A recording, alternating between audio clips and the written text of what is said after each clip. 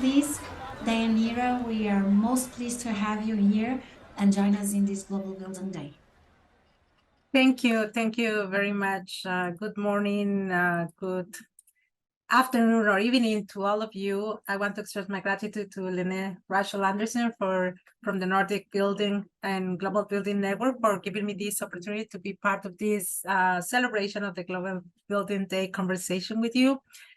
Your work is truly amazing, so I appreciate all the efforts that you put into making this event possible. Thank you very much. And I'm going to share my screen. So before exploring the role of AI and education in Latin America, I would like to take a moment to reflect on the current state of education in Latin America.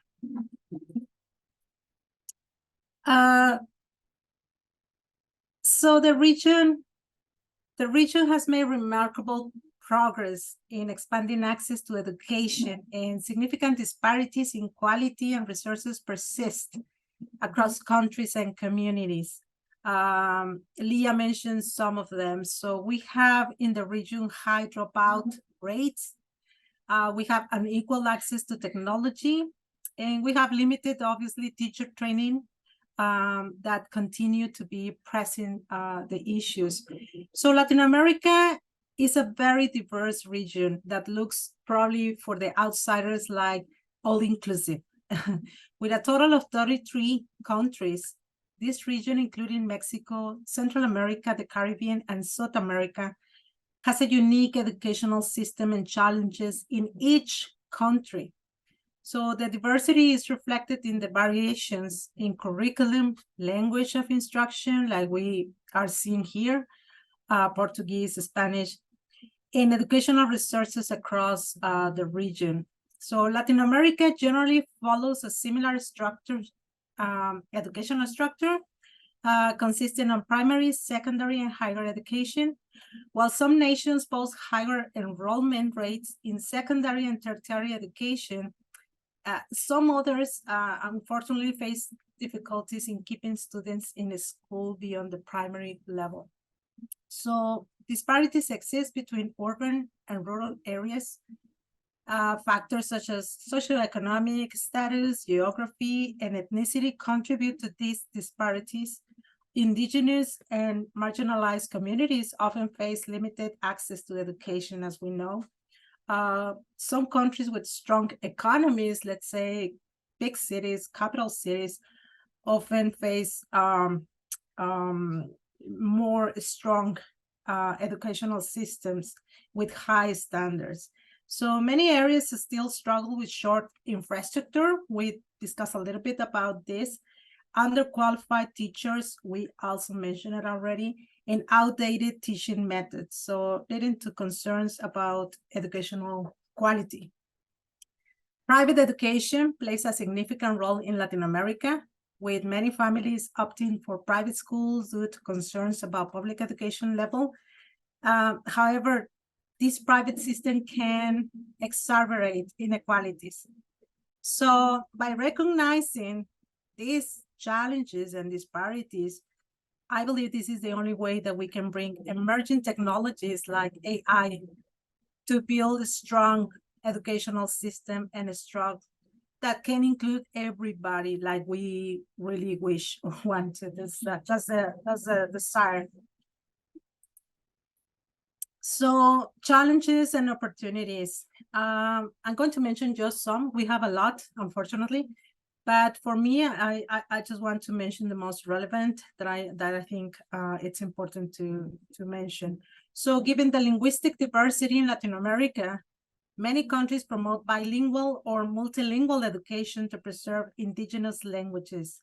There are, just for your note, there are approximately 420 different indigenous languages spoken in Latin America. So as you can see, this presents both opportunities and challenges in curriculum development and teacher training.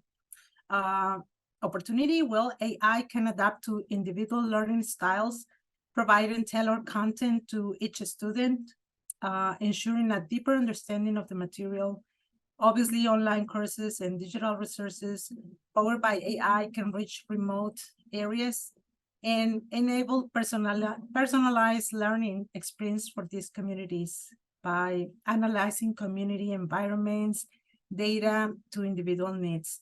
So that can be a very, very significant impact there using AI. The second one that I want to mention is obviously Latin America faces the shortage of well-trained and qualified teachers. We mentioned as well that teachers are important, especially in rural and remote areas. So some countries, as we know, and I think Leah mentioned some of them, Brazil, has been doing some reforms, educational reforms that often include measures to modernize the curriculum, improve teacher training, and increase investment in education. However, not everyone has access to this. And also I have to mention that sometimes when the new government administrations comes, sometimes they modify or change previous educational services for good or bad, unfortunately. So opportunities, well, AI definitely can assist teachers in creating engaging content, grading assignments, and identify struggling students and offering resources and recommendations for new administrations, governmental administrators.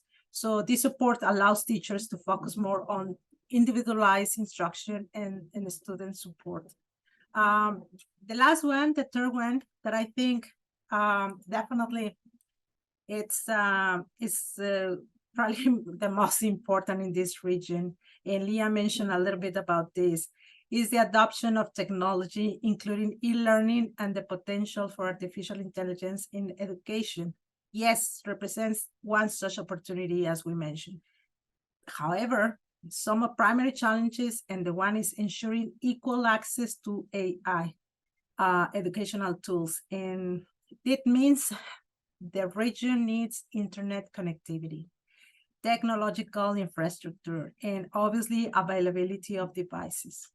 So to fully leverage the benefits of AI, the more than we want to, and the more ideas that we have, it's crucial to provide adequate training and professional development opportunities to teachers and administrators, because if they do not understand how AI can be beneficial for education, they're never going to promote it. They're never going to be convinced to invest in this infrastructure.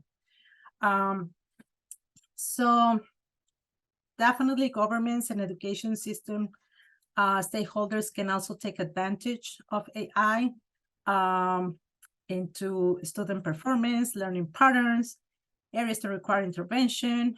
Definitely, there's a lot of opportunities.